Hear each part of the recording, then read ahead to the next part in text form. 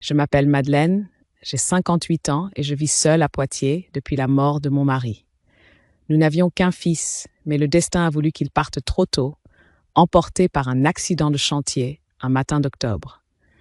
Depuis ce jour, je traîne une solitude amère que je tente d'apprivoiser en m'occupant de mon petit jardin, en lisant, en me contentant de gestes simples.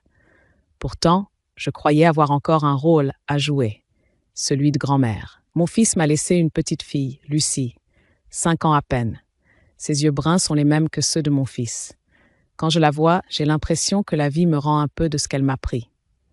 Mais voilà, depuis la mort de son père, Lucie vit seule avec sa mère, mon ex-belle-fille, Jeanne. Une femme encore jeune, belle à sa façon, mais égoïste jusqu'à la moelle. Elle ne m'a jamais aimée, jamais supportée. Depuis des mois, elle me tenait à distance de Lucie, trouvant 1000 excuses pour que je ne puisse pas la voir. Ce soir-là, il était près de minuit quand le téléphone a sonné. Une sonnerie aiguë qui a déchiré mon sommeil lourd. J'ai pensé d'abord à une erreur, mais l'écran affichait un numéro familier, celui de la maison de Jeanne. J'ai décroché aussitôt, la voix encore brisée par le réveil. Allô? Un silence, puis un souffle faible. Mamie, j'ai reconnu cette petite voix tout de suite. C'était Lucie. Mon cœur s'est arrêté de battre. Ma chérie, que se passe-t-il? Où est ta maman? J'ai faim, mamie. Je suis toute seule. J'ai peur. Ces mots sont tombés comme des pierres. 5 ans seule dans une maison sombre, affamée. J'ai senti mes jambes trembler, mes doigts s'accrocher au combiné. Lucie, écoute-moi, j'arrive tout de suite. Ne bouge pas, reste où tu es. Mamie vient. La ligne s'est coupée brusquement et j'ai eu beau rappeler, personne n'a répondu. Je me suis précipitée. Pas le temps de réfléchir. J'ai enfilé mon manteau, pris mes clés et couru jusqu'à ma vieille Clio garée devant la maison. La nuit était froide, humide, les rues désertes. J'ai roulé comme une folle, sans penser au radar ni aux panneaux. Dans ma tête résonnait encore la voix de mon fils, des années plus tôt. « Maman, si jamais il m'arrive quelque chose, promets-moi de veiller sur Lucie. » Ce soir-là, cette promesse brûlait dans mes veines. La maison de Jeanne n'était qu'à 20 minutes de route, mais j'ai eu l'impression de traverser un désert. Quand j'ai tourné dans sa rue, j'ai tout de suite vu l'abandon. Les volets fermés, des bouteilles vides qui traînaient près des poubelles, le jardin en friche. La lumière éteinte. Je me suis jetée sur la porte d'entrée, fermée. J'ai frappé, appelé le nom de ma petite fille. Rien. Alors j'ai fait le tour. Derrière, une fenêtre de cuisine était entr'ouverte. Mon âge me rappelait à l'ordre. Mes articulations me faisaient mal, mais je n'ai pas hésité. Je me suis hissée comme j'ai pu, m'écorchant les mains contre le rebord, et j'ai réussi à passer. L'odeur m'a frappée d'abord. Un mélange écœurant d'alcool, de tabac froid et de nourriture pourrie. J'ai allumé la lampe torche de mon téléphone. La cuisine était en désordre, des assiettes sales empilées, des verres cassés au sol. L'air lourd me donnait envie de vomir. Lucie, c'est mamie. Un petit gémissement a répondu. J'ai suivi le son, mon cœur cognant si fort que j'en avais le souffle court. Dans le salon, j'ai trouvé ma petite fille.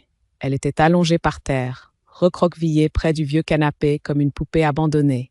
Ses cheveux emmêlés collaient à son visage, ses lèvres étaient sèches, sa peau froide.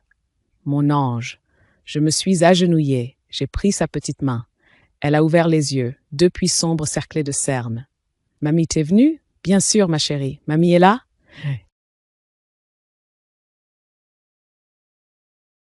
Je l'ai soulevée dans mes bras. Elle pesait si peu que j'ai eu l'impression de porter une plume. Un enfant de 5 ans devrait gigoter, se débattre, rire, pas se laisser emporter comme un corps sans vie. Une rage froide m'a envahi. Comment Jeanne avait-elle pu laisser sa fille dans cet état? J'étais prête à sortir par la porte quand elle s'est ouverte d'un coup. Jeanne. Elle a surgi dans l'encadrement, en robe noire moulante, maquillée comme pour une sortie de luxe.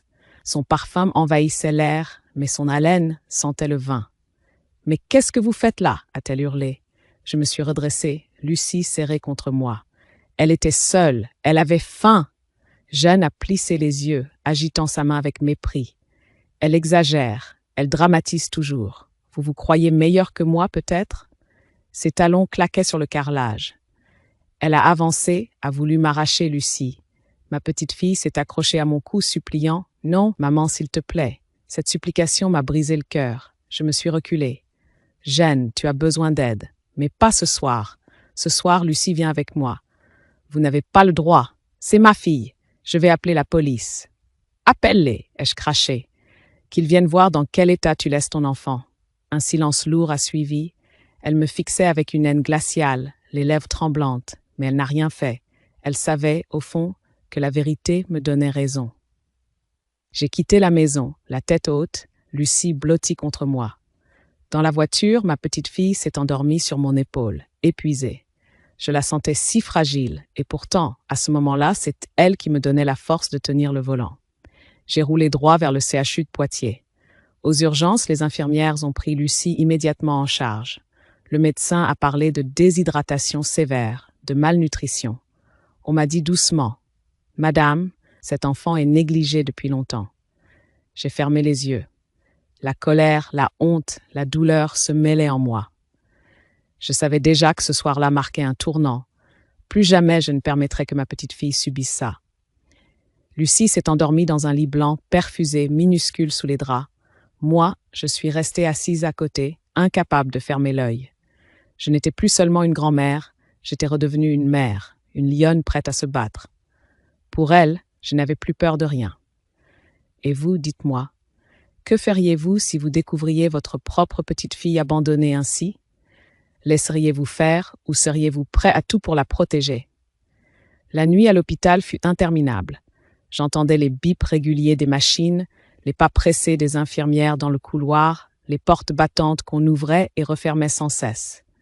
Pourtant, au milieu de ce tumulte, il n'y avait qu'une image, le visage de Lucie, endormie, minuscule sous les draps blancs. Elle avait repris un peu de couleur grâce à la perfusion, mais ses joues restaient creuses, ses lèvres fendillées. Je l'ai regardée des heures, les mains jointes sur mes genoux, incapable de détacher mes yeux d'elle. Le matin, un médecin est venu. Un homme d'une 50aine d'années, lunettes rondes, regard fatigué mais bienveillant. Il a tiré une chaise et s'est assis en face de moi. « Madame, je ne vais pas vous cacher la vérité. Votre petite fille a souffert d'une négligence grave. Elle est très affaiblie, mais heureusement, elle va s'en sortir. » J'ai hoché la tête, soulagée d'entendre que son pronostic vital n'était plus engagé. Mais je savais déjà ce qu'il allait dire ensuite. Nous sommes légalement obligés d'alerter les services sociaux, l'aide sociale à l'enfance. Vous comprenez? J'ai baissé les yeux. Bien sûr que je comprenais, mais l'idée que des étrangers puissent décider de l'avenir de Lucie me tordait le ventre. « Je comprends », ai-je murmuré. « Mais je suis là. Je suis sa grand-mère. Je peux m'occuper d'elle. » Le médecin a soupiré doucement. « Cela ne dépend pas de moi, madame. Un rapport sera transmis au procureur. Ce sera à lui et aux services sociaux de décider. » Quand il est sorti, j'ai pris la petite main de Lucie dans la mienne. Elle s'est agitée légèrement dans son sommeil, comme pour s'accrocher à moi. J'ai juré intérieurement qu'on ne me l'enlèverait pas sans combat. Plus tard, 2 femmes sont arrivées, des travailleuses sociales. L'une, brune aux cheveux courts, la quarantaine, l'air ferme. L'autre, plus jeune, prenait des notes dans un carnet. Elles m'ont posé des questions précises, froides, comme des officiers de police. Depuis combien de temps la mère laisse-t-elle l'enfant seul? Avez-vous constaté des signes de maltraitance avant cette nuit? Quel est votre lien légal avec l'enfant? Quels sont vos moyens financiers, votre logement? À chacune de leurs questions, je sentais ma gorge se nouer. J'avais envie de leur crier qu'elles perdaient leur temps à remplir des cases, alors qu'il suffisait de regarder Lucie pour comprendre l'urgence. Mais je me suis forcée à rester calme, claire, posée. Je suis veuve. Je vis dans une maison que je possède à Poitiers. Je touche une pension de réversion et une petite retraite. Je n'ai pas de dette. Et surtout, j'aime cet enfant comme ma propre vie. La plus âgée m'a fixée sans ciller. Nous prendrons note. Puis elles sont parties, laissant derrière elles un parfum de méfiance, comme si j'étais en accusation moi aussi. Dans l'après-midi, Jeanne est arrivée. Elle a déboulé dans la chambre comme une tempête, talons claquant sur le sol, lunettes noires vissées sur le nez. J'ai senti son parfum fort avant même de la voir.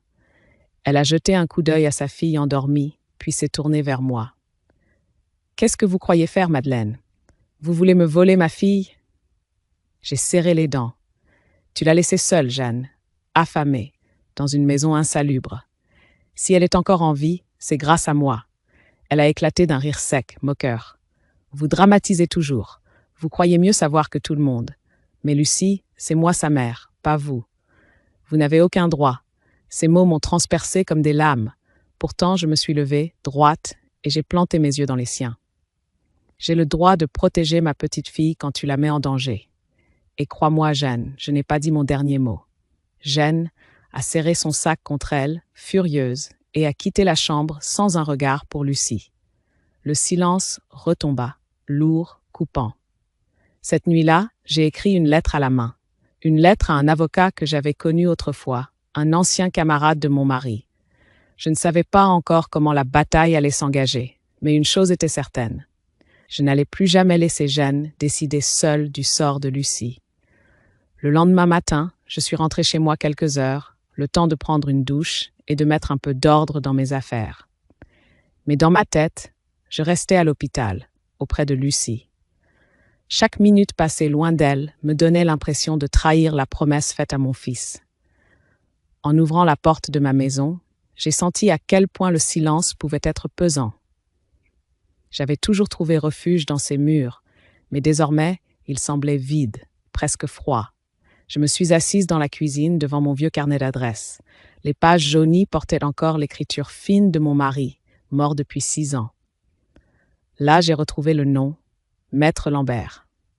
Un avocat de Poitiers, ancien ami de mon défunt mari, qu'on avait invité plusieurs fois à dîner autrefois. Je savais qu'il avait continué à exercer, spécialisé dans le droit de la famille. J'ai composé son numéro, les mains tremblantes. Une secrétaire m'a répondu, puis m'a fixé un rendez-vous le jour même, à 14 heures. En attendant l'heure, je n'ai rien su faire d'autre que marcher dans mon jardin, arracher mécaniquement les mauvaises herbes, couper de roses encore fraîches. C'est une manière de calmer la tempête qui grondait en moi. À 14 heures précises, j'étais dans le cabinet. Maître Lambert avait vieilli, ses cheveux étaient presque entièrement blancs, mais son regard restait vif. Il m'a accueilli avec chaleur, mais son ton s'est vite fait professionnel. « Alors, Madeleine, dites-moi tout. » Je lui ai raconté depuis l'appel nocturne jusqu'à l'hôpital. J'ai décrit Lucie, maigre, assoiffée, ses yeux cerclés de noir. Puis Jeanne, arrivant parfumée, maquillée, osant prétendre que j'exagérais. Mes mots sortaient comme une cascade, tant j'avais besoin qu'on me croie, qu'on m'entende. Quand j'ai terminé, Maître Lambert a pris quelques notes puis a croisé les doigts devant lui. « Ce que vous me décrivez, c'est une situation de mise en danger.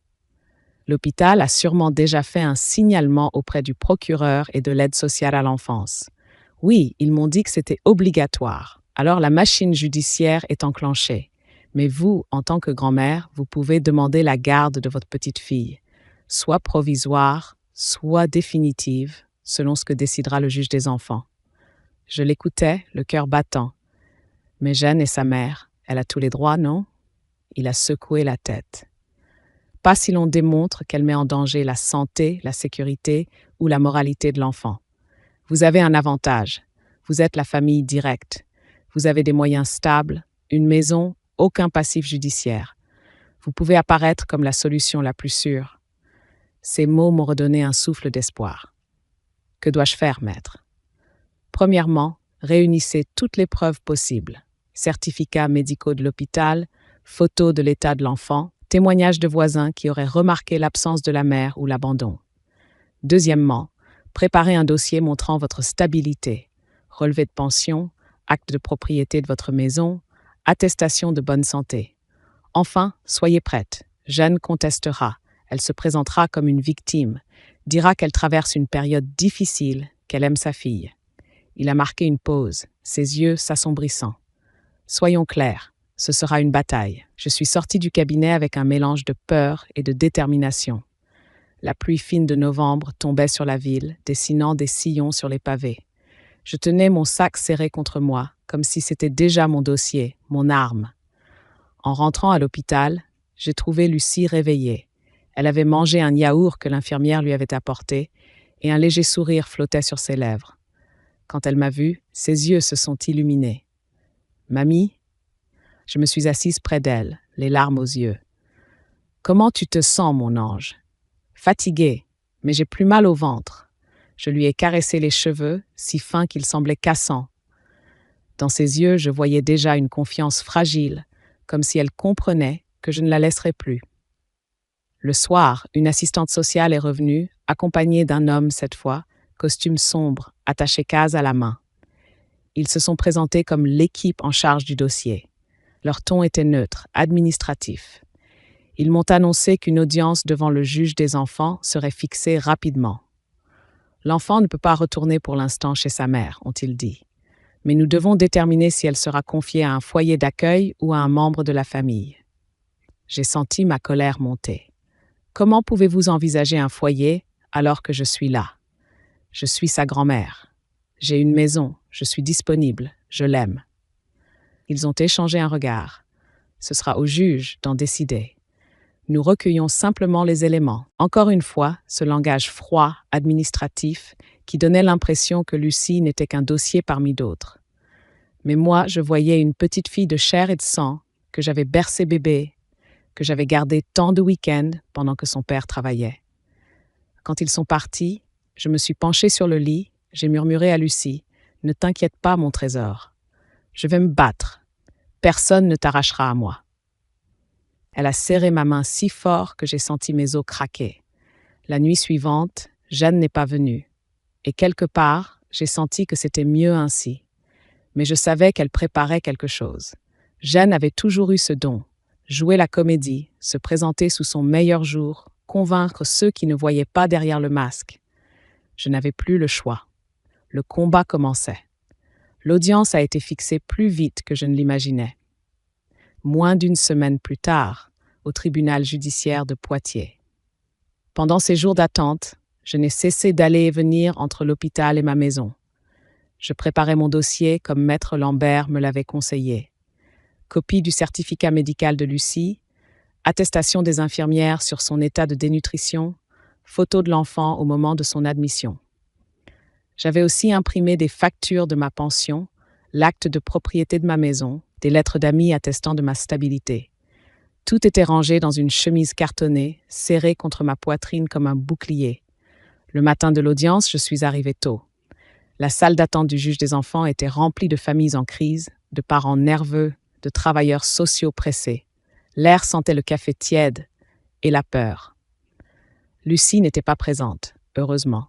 Elle était encore hospitalisée, trop faible pour être mêlée à cette mascarade.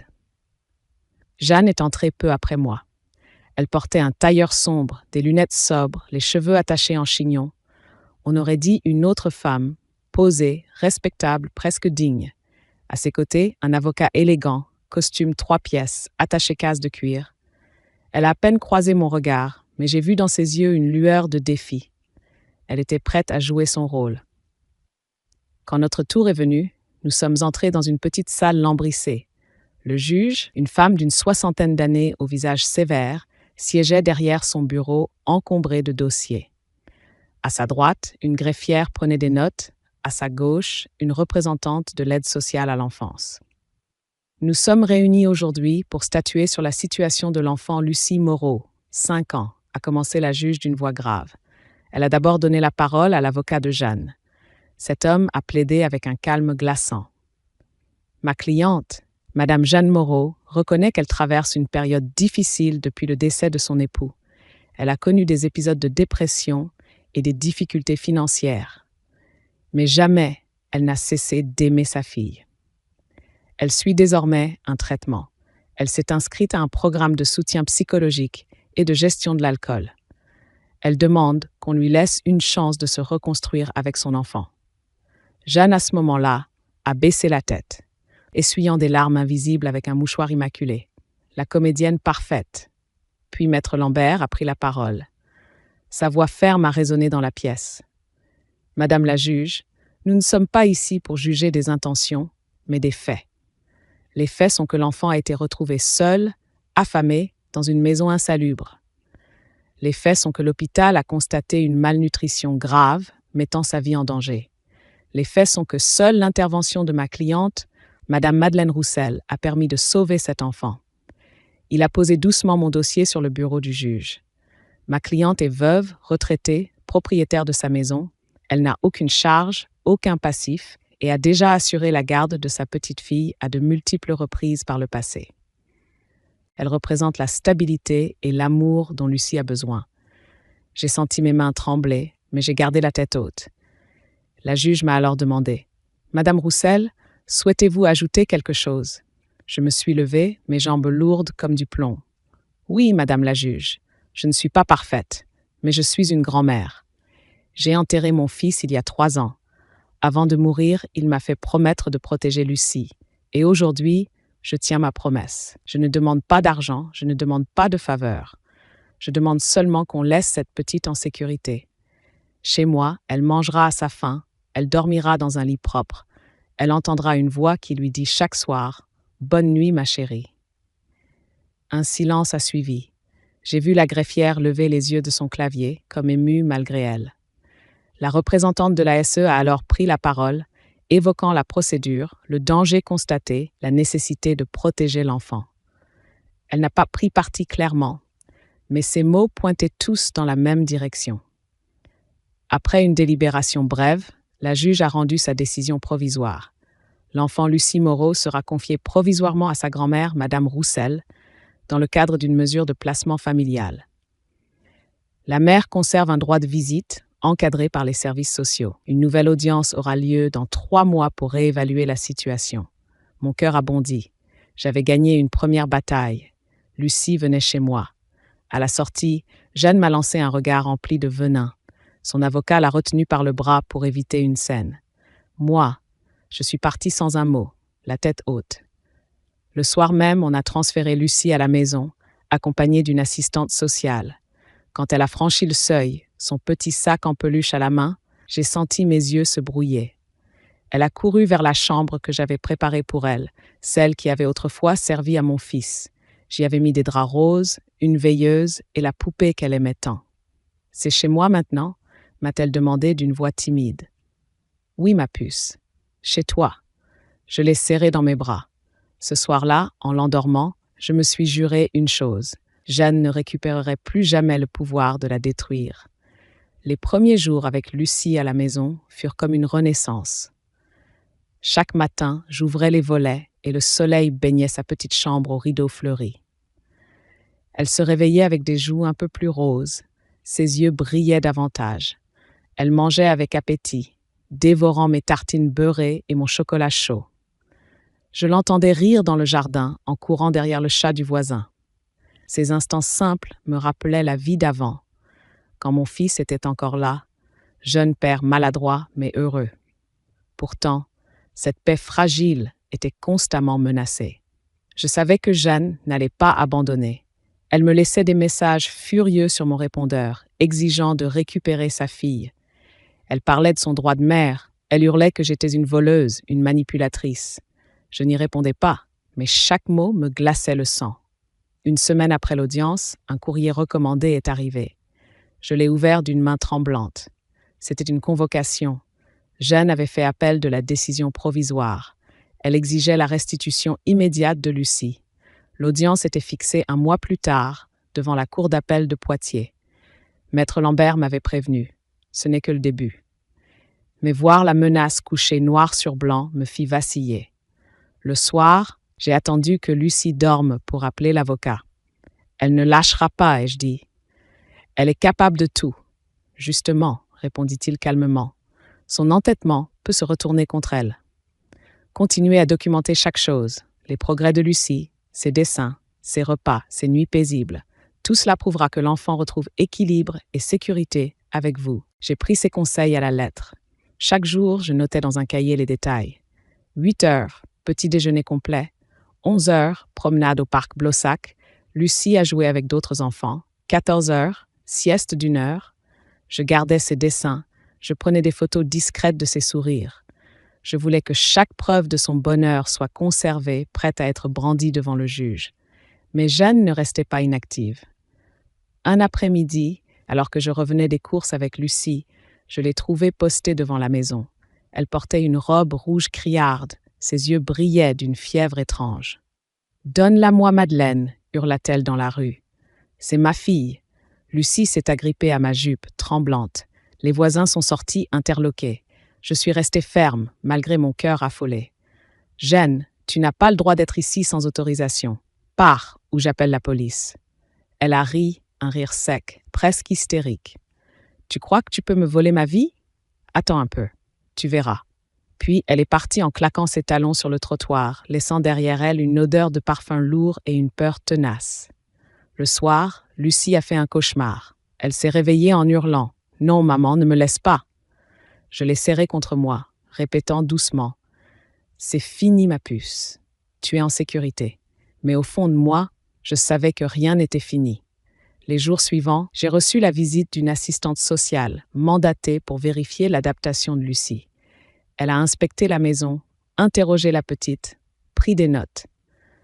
Lucie, d'abord timide, a fini par raconter qu'elle avait souvent faim chez sa mère, qu'elle avait peur quand Jeanne sortait le soir. La jeune femme a hoché la tête, notant tout sans émotion apparente. Quand elle est partie, je suis restée longuement assise dans le salon, vidée. Je me rendais compte que ma vie entière se résumait désormais à ce combat. Prouver, sans relâche, que j'étais la seule à pouvoir protéger Lucie. Un soir, le téléphone a sonné. C'était Maître Lambert. Sa voix était grave. J'ai appris quelque chose. Jeanne vit désormais avec un nouvel homme, un certain Marc. Il n'a pas bonne réputation. Plusieurs plaintes de voisinage pour tapage, bagarre. Je vais demander des vérifications. J'ai senti un frisson parcourir mon dos. L'idée que Lucie puisse retourner dans cet environnement me glaçait d'effroi. « Maître, ai-je murmuré, je vous en supplie, ne la laissez pas lui reprendre Lucie. » « Calmez-vous, Madeleine. Nous allons utiliser ces éléments. Mais préparez-vous. Jeanne jouera la victime, encore et toujours. » Cette nuit-là, je n'ai presque pas dormi.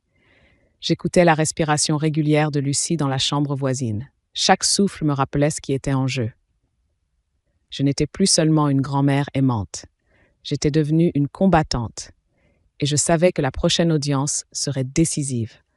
Soit Lucie restait avec moi, soit elle retournait dans l'ombre de Jeanne. Je me suis promis une chose. Quitte à y laisser mes forces, je n'abandonnerai jamais. Le mois s'écoula dans une tension insupportable. Chaque matin, je conduisais Lucie à l'école maternelle, la main dans la sienne, et chaque soir, je la retrouvais avec un sourire que je m'efforçais de rendre confiant. Mais dès qu'elle avait le dos tourné, mes épaules s'affaissaient sous le poids de l'angoisse. L'audience en appel approchait, et je savais que Jeanne préparait son théâtre. Le jour dit, je suis entrée dans la grande salle de la cour d'appel de Poitiers. Le parquet luisait, les plafonds hauts résonnaient des pas, et l'air sentait la cire et le papier ancien. Lucie n'était pas là, trop jeune pour subir cela. Mais son absence rendait l'enjeu encore plus lourd. Elle était le cœur invisible de toutes nos paroles. Jeanne est arrivée en premier, accompagnée de son avocat et d'un homme que je ne connaissais pas. Grand, épaules larges, costume mal ajusté, un regard dur. J'ai deviné sans peine, Marc, le fameux compagnon. Son bras possessif s'est posé sur l'épaule de Jeanne et elle, radieuse, a affiché une image de famille recomposée. Une mascarade. Mon avocat, Maître Lambert, m'a doucement guidée vers notre banc. « Restez calme, Madeleine. Ce que nous savons sur Marc va nous aider. Mais ne montrez rien. » L'audience s'est ouverte. Jeanne, impeccable, a pris la parole la première. Elle a pleuré, racontant combien elle avait souffert de la mort de son mari, combien la solitude l'avait fragilisée. Elle a juré qu'elle suivait une psychologue, qu'elle avait arrêté l'alcool, qu'elle voulait reconstruire une vie stable pour sa fille. Elle a présenté Marc comme un soutien solide, un futur beau-père aimant. Je serrais les poings, chaque mot sonnait faux, mais je savais qu'il fallait attendre mon tour.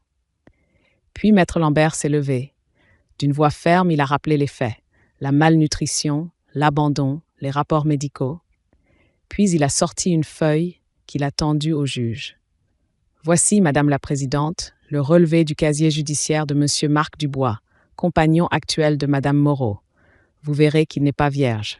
Plusieurs condamnations pour violence, dont certaines sous l'emprise de l'alcool. Un murmure a parcouru la salle. Jeanne a blêmi, mais a tenté de garder contenance. Marc, lui, s'est redressé, le regard noir. Cela n'a rien à voir avec Lucie, a-t-il lancé. La présidente l'a fait taire sèchement. Monsieur, ici c'est moi qui décide de ce qui a à voir ou non avec l'enfant. Maître Lambert a poursuivi, implacable. Comment faire confiance à une mère qui prétend protéger sa fille tout en l'exposant à un homme violent, déjà signalé par ses voisins? Comment croire qu'elle a changé alors qu'elle nie l'évidence? Je sentais mes mains trembler, mais cette fois d'un espoir contenu. La juge s'est tournée vers moi. Madame Roussel, souhaitez-vous ajouter quelque chose? Je me suis levée lentement, les jambes lourdes, mais la voix étonnamment claire. Oui, Madame la Présidente, je ne suis pas ici pour me venger de Jeanne. Je suis ici pour sauver Lucie. Cette petite a déjà perdu son père. Elle a besoin d'un foyer stable, pas d'un champ de bataille. Chez moi, elle mange à sa faim, elle dort sans cauchemar, elle rit de nouveau. Ce sont des faits, pas des promesses. Un silence a suivi, presque solennel. Le regard de la juge s'est posé longuement sur moi, puis sur Jeanne. Après une courte suspension, la décision est tombée. La Cour confirme le placement de l'enfant chez sa grand-mère, Madame Roussel, pour une durée de 6 mois renouvelable. La mère conserve un droit de visite limité, en présence d'un tiers, dans un lieu neutre. Jeanne a éclaté en sanglots théâtraux. Marc a quitté la salle en claquant la porte. Moi, j'ai senti mes jambes fléchir, mais Maître Lambert m'a soutenu par le bras. Dans le couloir, il m'a soufflé. Nous avons gagné une étape cruciale, mais restez vigilante. Jeanne ne renoncera pas. En rentrant à la maison ce soir-là, Lucie m'attendait à la fenêtre. Quand je suis sortie de la voiture, elle a couru vers moi, ses petites jambes battant l'air, et s'est jetée dans mes bras.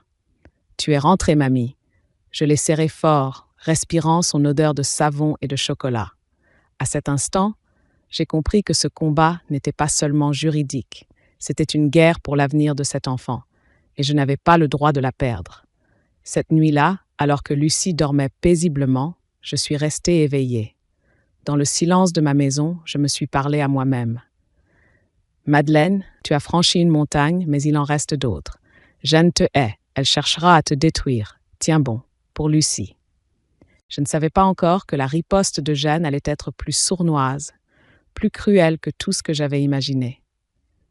Les semaines qui suivirent la décision de la Cour furent étrangement calmes. Trop calmes. Je continuais de mener ma vie autour de Lucie. L'école le matin, des promenades au parc Blossac l'après-midi, les histoires du soir sous la veilleuse. La maison reprenait des airs de foyer vivant, comme si mon fils, de là-haut, avait réussi à remettre un peu de joie entre ses murs. Pourtant, je ne cessais de sentir une ombre planer, une menace invisible, Jeanne.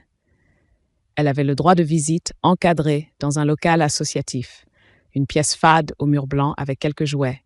Les rencontres duraient 2 heures sous l'œil discret mais ferme d'une éducatrice. La première fois, Lucie avait refusé de quitter mes bras. Elle tremblait, s'agrippait à mon manteau. « Allez, mon cœur, je suis là », lui avais-je murmuré. « Je t'attends juste derrière la porte. » Finalement, elle était entrée, hésitante, et Jeanne avait ouvert les bras avec un sourire d'actrice. Les 2 heures s'étaient écoulées dans une tension glaciale. Lucie restait sur ses gardes, répondait peu. L'éducatrice notait tout. Quand je suis revenue la chercher, ma petite avait le visage fermé. Elle s'était contentée de dire « On peut rentrer, mamie ?» Ces visites se répétèrent chaque semaine. Jeanne tentait d'apparaître douce, attentive, mais Lucie restait méfiante. Et moi, je savais que derrière ce masque, mon ex-belle-fille préparait quelque chose. Je n'avais pas tort. Un soir, Maître Lambert m'appela. Sa voix avait cette gravité qui annonçait toujours de mauvaises nouvelles. « Madeleine, j'ai reçu des informations préoccupantes. Jeanne a déposé une plainte. Elle vous accuse de manipuler Lucie contre elle, de la dresser à la détester. » Je suis restée figée, la bouche sèche. C'est absurde. Je n'ai jamais dit du mal d'elle devant la petite. Jamais. « Je le sais, répondit l'avocat, mais ce n'est pas la vérité qui compte d'abord, c'est ce qu'elle essaie de faire croire. Elle a rédigé une longue lettre au juge, décrivant Lucie comme une enfant influencée par une grand-mère possessive.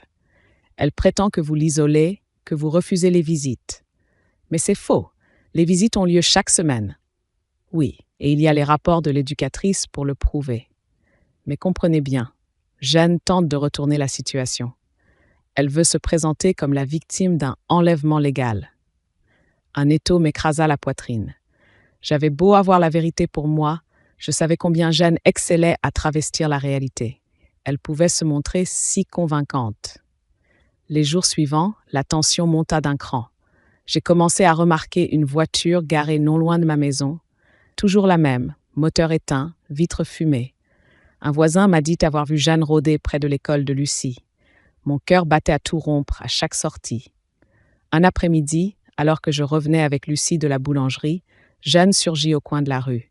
Elle portait une simple veste beige, les cheveux lâchés, l'air presque ordinaire. « Lucie !» cria-t-elle en avançant. « Viens voir maman. » Lucie s'est figée, ses petits doigts se sont resserrés autour de main. « Non !» cria-t-elle d'une voix aiguë. Jeanne a tenté de s'approcher, mais j'ai levé la main. « Jeanne, arrête.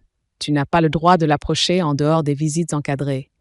Tu l'empoisonnes contre moi, hurla-t-elle, les yeux flamboyants. Tu veux qu'elle me haïsse.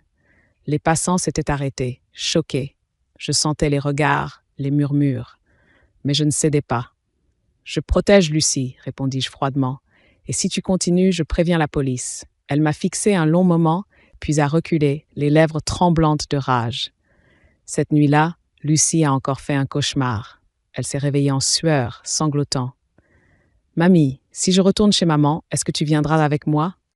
Ces mots m'ont déchiré. Je l'ai serrée contre moi, incapable de promettre l'impossible, mais je lui ai répété qu'elle n'était pas seule, qu'elle ne le serait jamais. Quelques jours plus tard, je fus convoquée par la juge des enfants. Je suis entrée dans son bureau, le cœur battant, prête à défendre chaque seconde de mon amour pour Lucie. La juge m'a observé longuement, ses lunettes au bout du nez. « Madame Roussel, dit-elle, des accusations ont été portées contre vous. Mais je lis ici les rapports des éducatrices. Elles décrivent une enfant qui reprend confiance, qui joue, qui rit avec vous. Aucune trace d'endoctrinement. Au contraire, un soulagement m'a envahi. Mais la juge a ajouté « Grave, méfiez-vous. Votre belle-fille est déterminée. Elle cherchera tous les moyens de vous déstabiliser. » Je suis sortie de ce bureau avec une certitude nouvelle.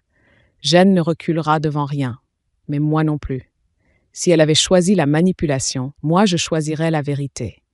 Et la vérité, je la portais chaque jour dans mes bras, en déposant Lucie à l'école, en l'embrassant le soir. Je compris alors que cette guerre ne se jouerait pas seulement dans les tribunaux, mais aussi dans la rue, dans les regards des voisins, dans les rumeurs. Jeanne voulait salir mon image, me faire passer pour une vieille femme acariâtre, incapable d'élever une enfant. Alors il me faudrait prouver, encore et toujours, que je n'étais ni faible ni folle, mais une grand-mère prête à tout pour sauver sa petite fille. Je me suis promis de tenir un journal détaillé, jour après jour, non plus seulement pour l'avocat, mais aussi pour moi-même. Un témoignage de cette bataille silencieuse. Car tôt ou tard, Jeanne commettrait une erreur. Et ce jour-là, je serais prête. L'hiver s'était installé à Poitiers. Le froid mordait les joues, les trottoirs glissaient sous la pluie fine et les branches nues des platanes semblaient surveiller nos pas. Lucie s'adaptait de mieux en mieux à sa nouvelle vie. Elle riait à nouveau, chantonnait parfois en rangeant ses poupées, me couvrait de dessins maladroits où elle écrivait en grandes lettres tremblées « Mamie plus Lucie, les cœurs ».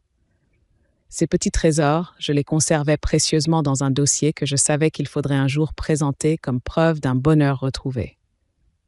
Pourtant, derrière ces sourires, une inquiétude persistante grandissait. Jeanne avait disparu des radars. Plus de visites encadrées depuis 3 semaines, annulées sous prétexte de maladie ou de démarches administratives. Son avocat n'avait pas donné signe de vie. Maître Lambert, prudent, me soufflait que ce silence n'était pas un abandon, mais la préparation d'un nouveau coup. Il avait raison. Un soir de janvier, alors que je sortais de la supérette avec mon cabas, une silhouette s'est approchée de moi. Une femme, capuche sur la tête, visage en partie caché. Sa voix rauque m'a stoppé net. « Vous êtes bien Madeleine Roussel ?» Je me suis figée, méfiante. « Qui êtes-vous » Elle a jeté un regard autour d'elle, puis a murmuré « Je suis une ancienne voisine de Jeanne. Elle me doit de l'argent. Mais ce n'est pas pour ça que je viens. Je crois que vous devriez savoir, elle veut partir, avec votre petite. » Mon cœur s'est arrêté de battre. « Partir ? Où ça ? À l'étranger. Elle a un nouvel homme. Il lui promet monts et merveilles. Elle parle d'Espagne, peut-être même plus loin. Elle veut enlever l'enfant avant la prochaine audience. La femme m'a tendu un petit papier froissé, une adresse griffonnée à la hâte. C'est là qu'elle squatte en ce moment avec son type. Faites-en ce que vous voulez. Moi, je ne veux pas d'histoire. Puis elle a disparu dans la nuit, me laissant tremblante, incapable de bouger. J'ai roulé jusqu'à la maison comme dans un brouillard, serrant ce papier dans ma main. Une adresse dans un quartier périphérique, connu pour ses squats et ses appartements insalubres. Je savais que je ne devais pas y aller seule, mais l'idée que Jeanne puisse vraiment préparer un enlèvement m'obsédait. Le lendemain, j'ai montré le papier à Maître Lambert. « Vous devez prévenir la police », dit-il d'un ton ferme. « S'il y a un risque d'enlèvement, ils doivent être au courant. » J'ai hoché la tête. Mais je savais aussi que Jeanne était maligne. Sans preuve solide, elle nierait tout. 2 jours plus tard, la preuve arriva toute seule. Une éducatrice, chargée de superviser les visites, m'appela. « Madame Roussel, je dois vous signaler quelque chose. Votre belle-fille a contacté le service en disant qu'elle souhaitait récupérer sa fille rapidement pour un nouveau départ. » Ses propos étaient confus, mais inquiétants. Nous allons le signaler au juge. Je sentis mes jambes céder. Elle voulait vraiment fuir. Cette nuit-là, j'ai à peine dormi. Je veillais près du lit de Lucie, la regardant dormir paisible, ses mains serrées contre sa peluche. Je me répétais en silence. Tu ne la prendras pas, pas tant que je respire. Quelques jours plus tard, l'orage éclata. Alors que je sortais Lucie de l'école, Jeanne apparut soudain au portail. Elle portait un manteau sombre, ses cheveux volaient au vent. Ses yeux brillaient d'une lueur étrange. « Lucie !» cria-t-elle. « C'est maman, viens !» Tout se passa en quelques secondes. Jeanne franchit le portail, bousculant un surveillant. Elle attrapa le bras de l'enfant avec une force brutale. Lucie hurla, se débattant. « Non, je veux rester avec mamie. » Je me suis jetée en avant, mon cœur battant à rompre ma poitrine. « Lâche-la, Jeanne. Tu n'as pas le droit. » Les enseignants et quelques parents sont intervenus. La scène a tourné au chaos. Jeanne, hors d'elle, tirait Lucie d'un côté, moi de l'autre. L'enfant hurlait, déchirant l'air de ses cris. Finalement, un instituteur réussit à arracher Lucie des mains de sa mère et l'a mise à l'abri dans le hall de l'école. Jeanne, folle de rage, s'est débattue, insultant tout le monde, avant de s'enfuir en courant. La police est arrivée peu après. Je leur ai tout raconté, encore secouée, Lucie recroquevillée contre moi. Des témoins confirmèrent la scène. Un procès-verbal fut rédigé. Ce soir-là, en couchant ma petite fille, elle m'a demandé d'une voix tremblante. « Mamie, maman va revenir ?» Je lui ai caressé les cheveux. « Non, mon ange, pas comme ça. Je te protégerai. » Mais au fond, je savais que Jeanne n'avait pas dit son dernier mot. Elle venait de franchir une ligne rouge. Et désormais, ce n'était plus seulement une bataille juridique. C'était une guerre ouverte. L'incident devant l'école fit l'effet d'une bombe. Le soir même, 2 policiers vinrent à la maison pour prendre une déposition complète. Lucie, encore tremblante, s'était endormie sur le canapé, sa poupée serrée contre sa poitrine.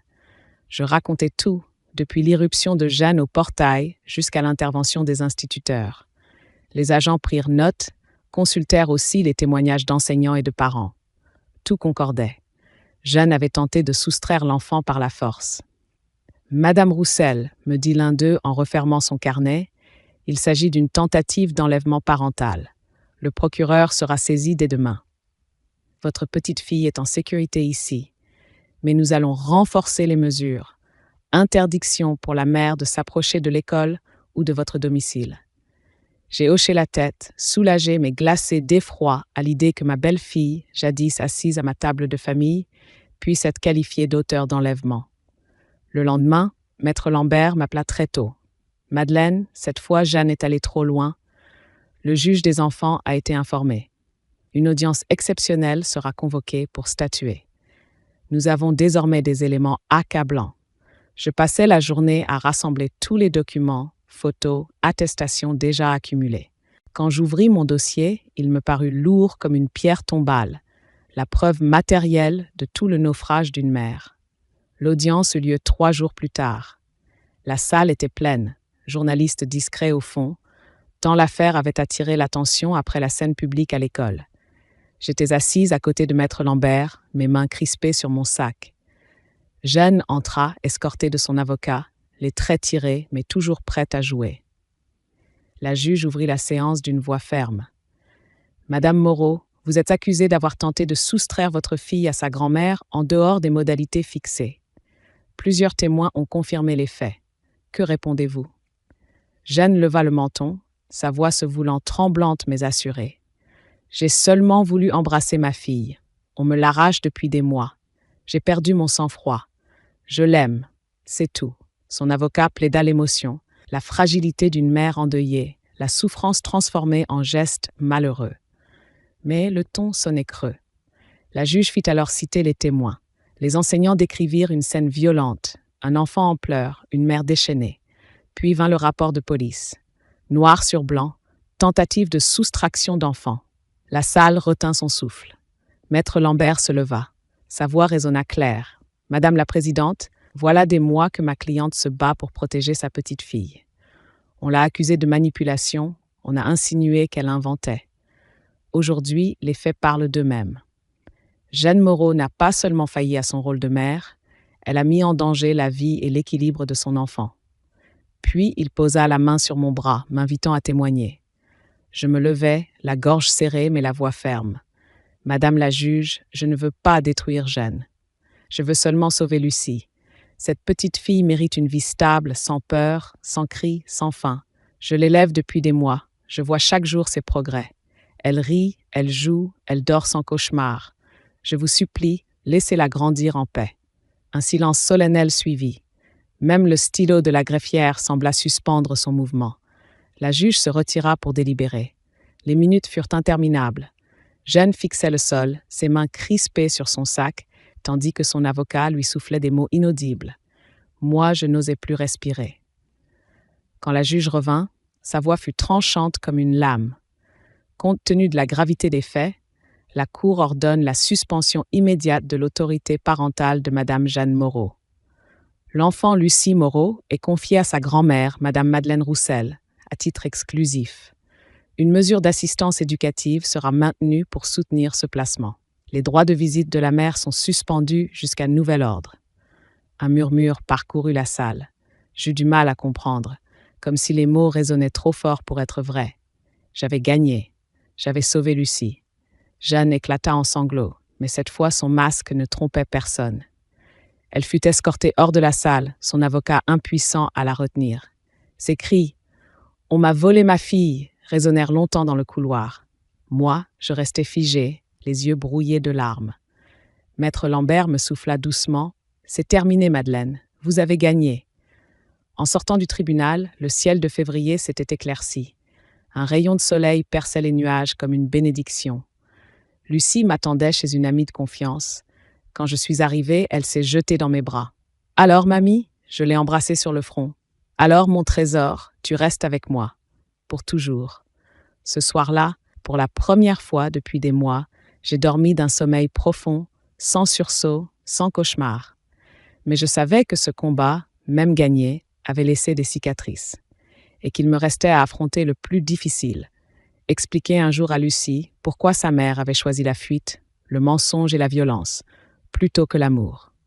Les semaines qui suivirent le jugement furent comme une longue respiration, après des mois passés la gorge serrée. La maison reprit une cadence tranquille, au rythme des rires de Lucie et de ses petites habitudes. Elle s'habituait à son école, retrouvait des copines, me racontait ses journées avec l'enthousiasme débordant des enfants qui découvrent la vie. Chaque soir, elle s'endormait sans cauchemar, le visage apaisé, ses bras serrés autour de sa poupée préférée. Je prenais soin d'éloigner de nous les échos de Jeanne. Elle avait quitté la ville après le jugement, sans laisser d'adresse. Je savais qu'elle rôdait encore, quelque part, mais elle ne pouvait plus rien contre nous. La justice avait tranché, et Lucie était protégée. Pourtant, au fond de moi, je sentais que cette histoire ne s'effacerait jamais. Les cicatrices restaient, invisibles, mais tenaces. Souvent le soir, une fois la petite couchée, je m'asseyais seule dans la cuisine, une tasse de tisane à la main. Le silence de la maison me renvoyait aux années de lutte, la promesse faite à mon fils sur son lit d'hôpital, les nuits blanches à veiller Lucie, les audiences où chaque mot pouvait décider de son avenir. tout cela m'avait transformée. J'étais entrée dans cette bataille comme une grand-mère épuisée par le deuil. J'en sortais comme une femme debout, plus forte que je ne l'aurais cru.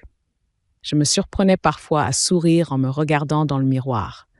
Les rides étaient toujours là, bien sûr, mais elles portaient une nouvelle signification. Elles n'étaient plus seulement les marques de la fatigue ou du temps qui passe. Elles étaient aussi les cicatrices de mes victoires. Un dimanche matin, Lucie me demanda « Mamie, pourquoi maman, elle voulait m'emmener loin ?» J'ai senti mon cœur se serrer. Comment expliquer à une enfant de 5 ans l'abîme d'une mère qui n'avait pas su l'aimer comme il le fallait?